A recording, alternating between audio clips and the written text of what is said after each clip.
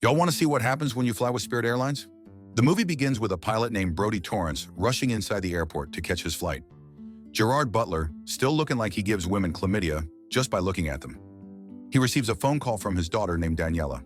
Brody is still in Singapore, so Daniela asks him if he's going to make it to Hawaii for New Year's. Brody assures Daniela that there won't be any delays on his last flight today, foreshadowing that shit is about to go down. Brody meets his co-pilot Samuel. Now this is when you know you should get off the plane. The flight officer arrives shortly and informs them that they are flying 14 passengers tonight. Brody tells the officer that there's a thunderstorm forming and asks if they can take an alternate route. The flight officer rejects this because it adds 1 hour and too much fuel for the flight. Profits over safety, the new FAA regulations under this administration. When the officer leaves, the chief flight attendant named Bonnie enters the cockpit. Bonnie informs Brody that he is needed in the jetway to settle something. At the jetway, Brody sees a police officer who informs him that they are extraditing a person named Lewis, who is charged of unaliving someone. Y'all, my ride is here. Lewis is fine. Brody initially hesitates, but he is left with no choice but to let them on the flight. He tells the police officer to ensure that the other passengers won't know. The passengers start boarding the plane, and Brody prepares for takeoff. The plane takes off and everything's going well until Brody realizes that they are passing right through the storm. Brody informs the passengers to make sure that their seatbelts are secured as they're about to go through. Turbulence hits the plane, and Brody decides to check on the passengers. He informs them that they're passing through bad weather and they should remain seated. Turbulence hits the plane once more, causing Brody to hit his head on the overhead compartment. He rushes back to the cockpit. I mean, why you let that Asian man drive by himself? In the cockpit, Brody realizes that lightning has struck their plane, causing all their systems to malfunction. Brody tells Samuel that they only have 10 minutes before the plane goes on an uncontrolled descent. Samuel informs Brody that they're probably around the southwestern part of the Philippines and they won't be able to make it to Manila. Bonnie informs the passengers to secure their seatbelts as they are experiencing an electrical malfunction. The passengers start to panic as the plane starts to descend. Lewis asks the officer to remove his cuffs in case they need to swim, but the officer refuses because he knows they both can't swim anyway. The officer drops his phone, and when he tries to pick it up, one of the flight attendants rushes toward the officer to keep him seated. The plane experiences a huge turbulence, and they both get thrown around the plane, breaking their necks, which instantly kills them. Brody is able to pass through the storm with 4 minutes left on the plane's engine. At this point, they are desperately trying to find somewhere to land. Brody instructs Bonnie to tell the passengers to brace for impact. Shortly, they see terrain where they can land. With only a few seconds left on the clock, Brody sees a road and immediately flies the plane in that direction. Brody instructs Samuel to help him land the plane. Miraculously, they are able to land the plane safely. Samuel cannot believe it, and Brody tells him that he wasn't able to do it without him. See? And y'all doubt Asian drivers. Brody instructs the panicking passengers to calmly exit the plane. Bonnie sees Lewis eyeing the keys on the dead officer's body and takes it before exiting the plane. At Trailblazer's headquarters, the officers are looking into the disappearance of Trailblazer Flight 119. The officers inform the airline's owner named Terry Hampton that they lost communication with the flight somewhere around the Philippines. Terry asks the officers to call David Scarsdale, the airline's crisis manager.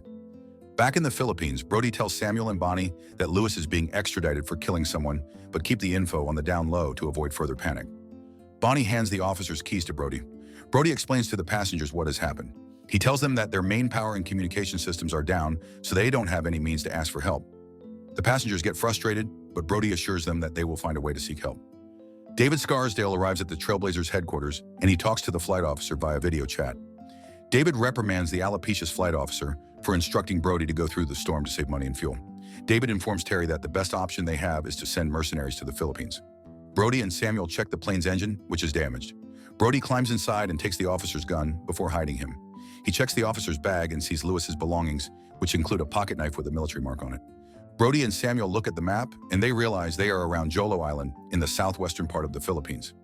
Samuel tells Brody that Jolo Island is very dangerous because there are no police on the island and it's being inhabited by rebels and criminals. Again, they keep this info to themselves.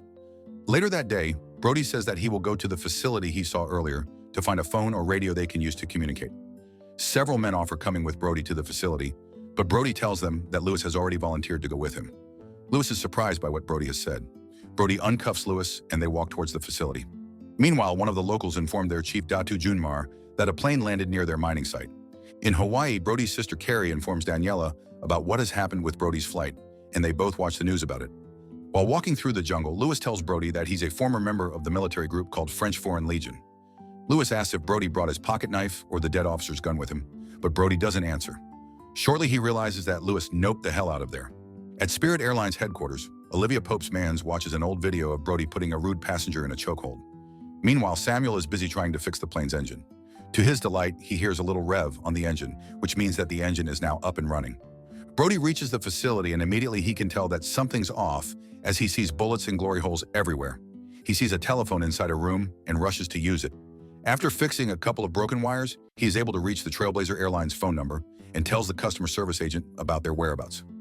Unfortunately, the agent doesn't believe him and tells him to stop the prank. The phone call gets disconnected. "Girl, you finna lose your job."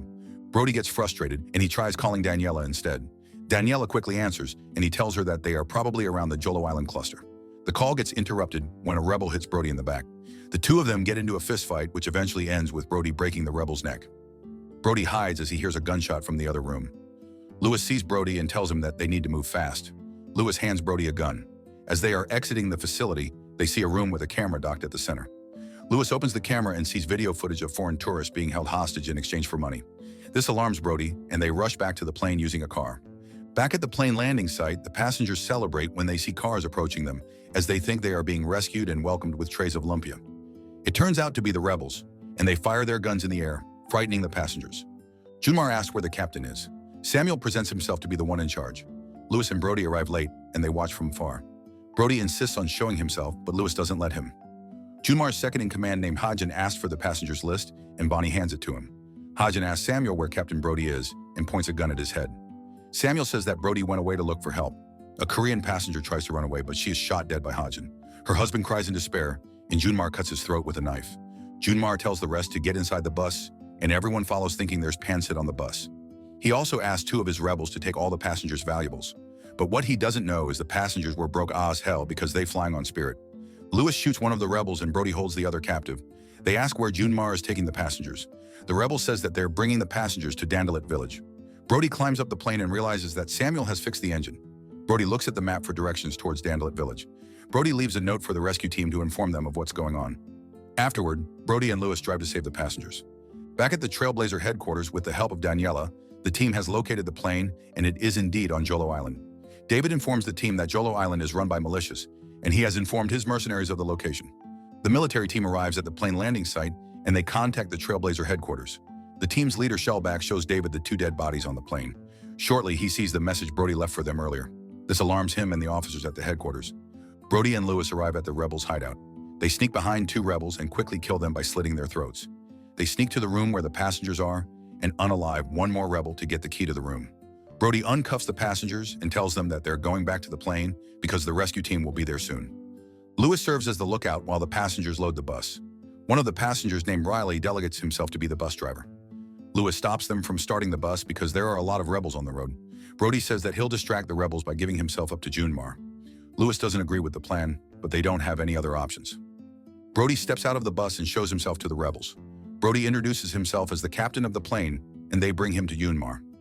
Junmar tells Brody that all of them are his people now, and no help is coming since they are on Jolo Island. A rebel beats Brody and he falls to the ground. Junmar orders Hajan to kill Brody, but Hajan gets shot in the head as he's about to do so. It turns out that the military rescue team has arrived at Dandalit village to save Brody and the passengers. The team is able to ward off Junmar's people. They jump on the bus and immediately leave the hideout safely. On the bus ride, Shellback informs Brody that they're a private military team sent by David. He says that the Trailblazers rescue team will arrive within 24 hours, which is a very long time.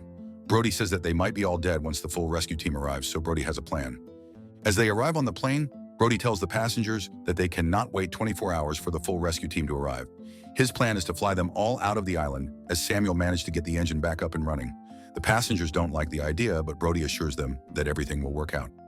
At the headquarters, Terry hears Brody's plan and votes against it, but David supports Brody's plan. Brody conducts a quick inspection of the plane. He tells Shellback that he needs to buy him some time. Junmar and his team arrive and start shooting everyone. Lewis, Shellback, and his team start shooting as well. One by one, Junmar's team is taken down. Lewis tells Brody that he's not coming with them on the plane, to which Brody agrees.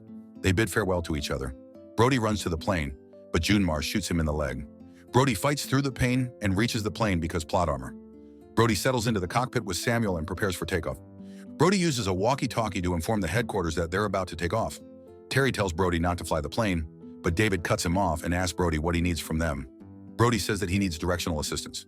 The plane starts flying and the military team hops on it, while Lewis grabs the bag of money and runs away. Junmar and his last remaining rebel ride a car to catch the plane. Junmar orders them to aim for Brody. They stop in front of the plane, and one of the rebels aims a missile at the plane. Lewis shoots the rebel, which causes the missile to miss. Junmar tries shooting Brody, but to no avail. He picks up the missile but gets hit by the plane, killing him instantly. That looks satisfying. The plane successfully takes off. Lewis celebrates but quickly runs away. Shortly, the plane's engine starts to lose power. Brody maneuvers through the trees, but the plane's right engine still gets hit. Brody asks the headquarters to find him a place to land. An officer informs him that the nearest airport is on Siasi Island, which is within 50 miles of them. He sees the island as they start to lose control of the plane. Samuel tells the passengers to brace for impact as they hit the runway. Brody and Samuel successfully land the plane. The people at the headquarters celebrate. The passengers applaud and thank Brody. Everyone exits the plane, happy that this time they'll get some lumpia. Bonnie gives Brody a deep, deep hug because you know she wants that. Then Brody cries for a while before exiting the plane. He calls Daniela and tells her that he's coming home. Okay, but what about Lewis? You really have us believing he can live on a dangerous rebel island alone? With currency that won't even serve him? Y'all got my blood pressure super high on this one. What did you guys think? Hey, if you like this video, make sure you subscribe now and turn on the notification because YouTube isn't recommending my videos. And if you'd like to watch more foolishness, click here or here.